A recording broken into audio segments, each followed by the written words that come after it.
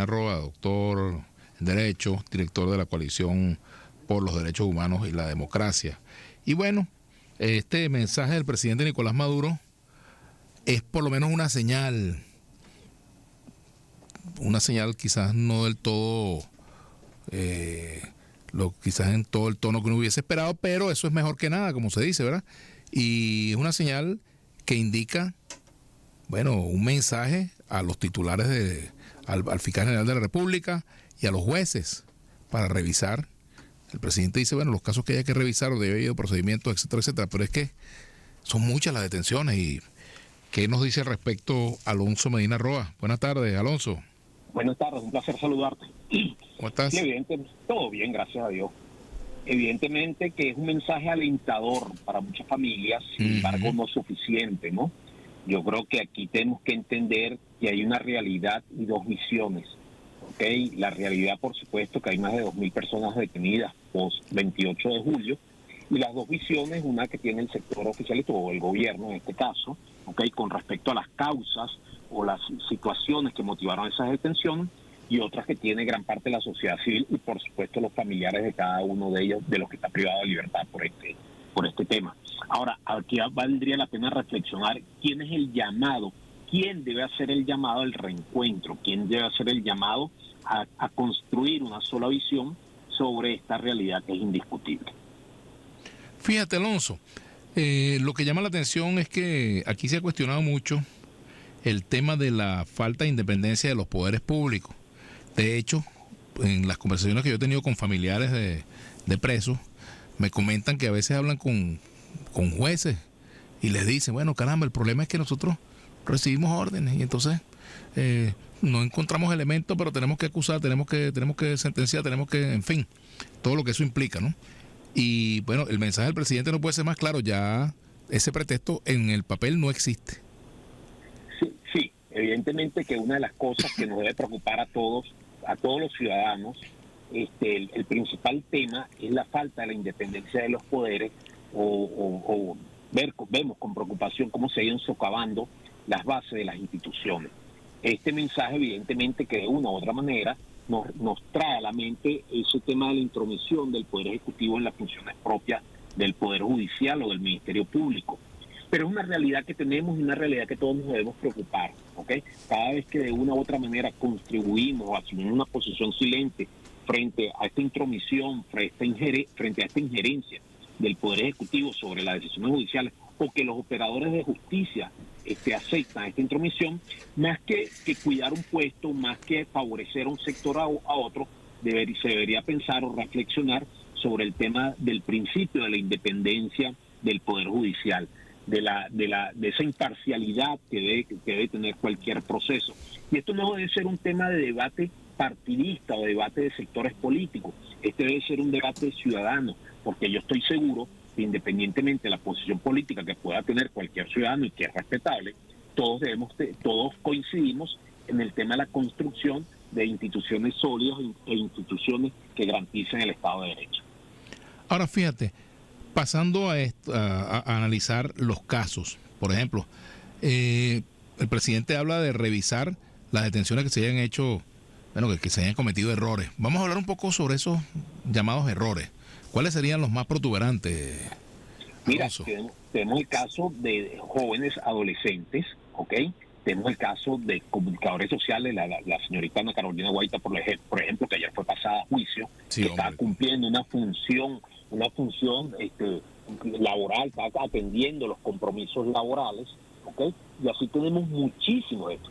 No podemos desdibujar el contexto de lo que es el derecho a protestar, lo que es la euforia colectiva que puede haber existido en Venezuela y en cualquier país del mundo luego de un proceso electoral. Esas son realidades sociales que no podemos descuidar.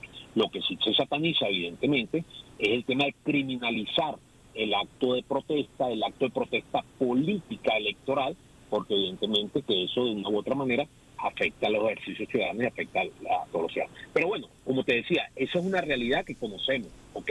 El caso de los adolescentes. Nuestro fiscal recientemente hacía una aclaratoria que no había niños. Irse a un tema conceptual sobre qué se entiende legalmente sobre niños y adolescentes, evidentemente que a lo mejor en otra tribuna podría tener cabida, pero yo creo que acá, lejos de generar algún tipo de tranquilidad, se percibe como una especie de burla, de irrespeto a las madres de esos adolescentes que están privadas de libertad luego del 28 de julio. Oye, ¿no se pone a ver la diferencia entre un muchacho de 14 años y uno de 16? Sí, un tema conceptual, un tema de la concepción que establece la ley. E incluso uno de 19, 20, imagínate, 18 años, 20 años. Si bien son imputables ya, por supuesto, pero son jóvenes que incluso yo te aseguro que muchos de quienes están en el gobierno hoy participaron en actos similares y cuidados y peores en protestas pero en los años 80, 90. No era todavía en los 70, 80. Sí, así es. Como era la visión que teníamos sobre estos temas y la actividad estudiantil, el liderazgo estudiantil. Son realidades que desconocerlas es un irrespeto a la memoria de la sociedad venezolana y, por supuesto, criminalizarla también. Pero bueno, como te decía al principio del programa, es una realidad, son dos visiones. Yo creo que ahora tenemos que montarnos en esta onda de buscarle una solución. ¿Cómo podemos tener una sola visión con respecto a la realidad que tenemos de los más de 2.000 privados de libertad? ¿Cómo podemos construir y aportar para que cada uno de ellos regrese a su hogar? ¿Cómo podemos aportar, colaborar para que se entienda que las diferencias políticas se pueden resolver y la crítica y la protesta debe ser aceptada en cualquier sociedad? Esas son las cosas sobre las que tenemos que construir, que pareciera ser o sonar, de repente posiblemente suenan como muy románticas, pero hay que trabajar sobre esto. Hay que trabajar y hay que buscar soluciones. Lo otro es también, Alonso, evaluar la posibilidad de que esto vaya a una iniciativa de mayor envergadura. Por ejemplo, una ley de amnistía, ¿verdad? Sí, una ley de amnistía, un perdón, un indulto. Indulto, cualquiera de las figuras que existen. Cualquier modalidad legal es válida para reencontrar a una sociedad. Y de hecho el presidente no tendría que solicitarle nada a los jueces y al fiscal, sino incluso tomar esa decisión. Y el Parlamento lo podría hacer también, sin ni siquiera consultar al presidente. Por ejemplo, en una democracia donde funcionan los poderes de forma independiente es así, ¿no? Claro, sin embargo, el tema de la amnistía es un escenario que seguramente todos quisiéramos recorrer, tenemos que entender que también es un poquito más largo, ¿no? Porque claro. hasta el proceso... Pero un decreto, por ejemplo, de indulto o de sobreseimiento en los casos en que... Un indulto sería, como se podría decir en el argot popular y con el respeto de la audiencia, un solo plumazo. Así es. Podríamos resolver el problema, ¿okay? Pero yo creo que esto es una buena señal. Vuelvo y te repito, no es suficiente. Ojalá y todos los actores sociales, políticos, se puedan involucrar en este tema, independientemente de quién se lleve los laureles. Eso no es un tema de quién se atribuye el éxito. Esto es una función propia del pater familia en este momento de la sociedad que debe asumir para reencontrar. Muy triste entrar o ya comenzar a disfrutar unas navidades con un saldo tan negativo socialmente. Y es un buen momento el tema navideño, el tema de reencuentro. ¿Qué crees que ha llevado al presidente a decir lo que dijo al respecto, Alonso? Mira, yo creo, a mí me cuesta creer que este tema de las detenciones desde el punto de vista político hayan dejado algún saldo a favor, un mínimo saldo a favor, ¿ok? Esto evidentemente tiene un costo importante. Tienes más de 2.000 personas, familias con golpeadas con este tema, tienes más de 2.000 heridas sociales abiertas en este momento. Y bueno, yo creo que queremos comenzar un 2025 de reencuentro, independientemente de los escenarios políticos, ¿ok? Ya desde el punto de vista social, yo creo que hay que comenzar a labrar el camino del encuentro y de la paz. Ahora, hablemos de otros casos, por ejemplo, porque no es solamente el hecho de las detenciones. Estamos hablando de personas que no han podido comunicarse ni con sus abogados, ni con sus familiares. Correcto. De personas que están detenidas sin una situación, digamos, procesal clara. Eso es parte que se ha convertido ahora en la práctica común, ¿ok? El desconocimiento del derecho a la defensa, el desconocimiento del derecho a designar un abogado de su confianza, el desconocimiento del derecho a ser presentado dentro del lapso que está previsto en la ley. Y como siempre lo decimos en la coalición, lo más preocupante es que no pasa absolutamente nada. Las instituciones con un silencio cómplice frente a esta realidad. Se ha generado como una especie de costumbre judicial en todos estos casos de irrespetar lo que es el derecho a la defensa, el derecho a destinar a un abogado de desconfianza, el derecho a que se respeten los lapsos procesales, a tener una audiencia presencial ante un juez de control, pero lamentablemente no pasa nada con toda esta realidad. Yo me resisto a acostumbrarme y aceptar estas irregularidades. Y vuelvo y te repito, no es con una visión partidista o política, es con una visión estrictamente jurídica y ciudadana. Fíjate, a propósito de eso que tú mencionas, es importante, bueno, recalcar lo que es la denuncia como mecanismo que permita clarificar estas cosas, ¿no?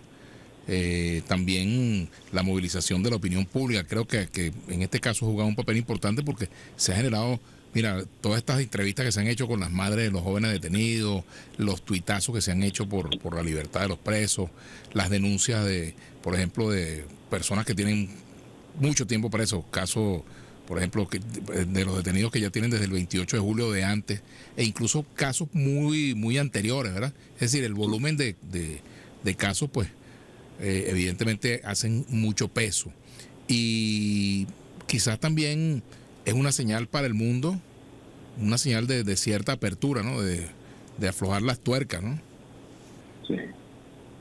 Sí, evidentemente que es una señal importante. Por cierto, mañana tenemos la audiencia de apelación del caso de aquellas personas que fueron condenadas a 30 años por vinculadas al caso, con una vinculación indirecta por el caso Gedeón.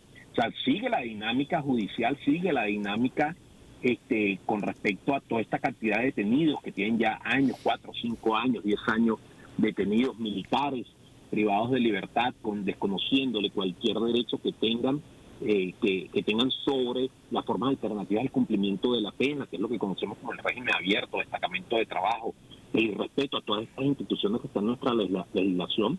Bueno, y eso es algo que pasa y todos los días, y frente a eso tenemos miles de presos privados de libertad en las diferentes cárceles civiles o militares. ¿Has tenido noticias, Alonso, de la liberación de algún preso de estos de esta última camada del 28 a estos días? Mira, muy poco. Hemos sabido de no más de 5 o 6 personas que han sido liberadas sin mayor explicación de forma jurídica, ¿ok? Simplemente con la amenaza, que son liberados con la amenaza, que no pueden referir absolutamente nada sobre el proceso, cosa que se respeta evidentemente y no tratamos, no pretendemos y respetar ese acuerdo que las personas han llegado. Pero yo insisto, Vladimir, con esa preocupación del deterioro del Estado de Derecho que no medimos a veces por la pasión política o por el deseo de venganza o la represión desmedida, cómo estamos afectando cada una de esas instituciones. Eso es algo que realmente nos tiene que preocupar como sociedad. Bueno, caramba, ojalá que esto vaya más allá y que tengamos un diciembre con ese alivio, ¿no? de buenas noticias en materia sin presos políticos. Yo, por ejemplo, yo soy partidario de cualquier medida de esa naturaleza y creo que hay que saludarla en su justa dimensión, ¿no? Y aplaudirla. Y es una señal positiva, hay que decirlo, yo sí lo digo, pues habrá gente que no es capaz de decirlo, pero yo sí lo digo, es una señal positiva del presidente, bueno, hay que saludarla, así como se le critica cuando... Y hay que agradecerla. Sí, evidentemente, ¿no? Por supuesto, ¿verdad? Sin mezquindad alguna. No, sin mezquindad, pero sí también, bueno, qué bueno, pero se necesita un poquito más. Claro, no solo con el deseo, como que él refrán aquella expresión así popular. Es, por supuesto, así es. Bueno, te agradezco mucho, Alonso. Un placer, ¿eh? Bien, muchas gracias a ti, okay. Alonso Medina Roa. Son las 4:26 aquí en Unión Radio. Vamos a leer algunos titulares. Vamos a leer.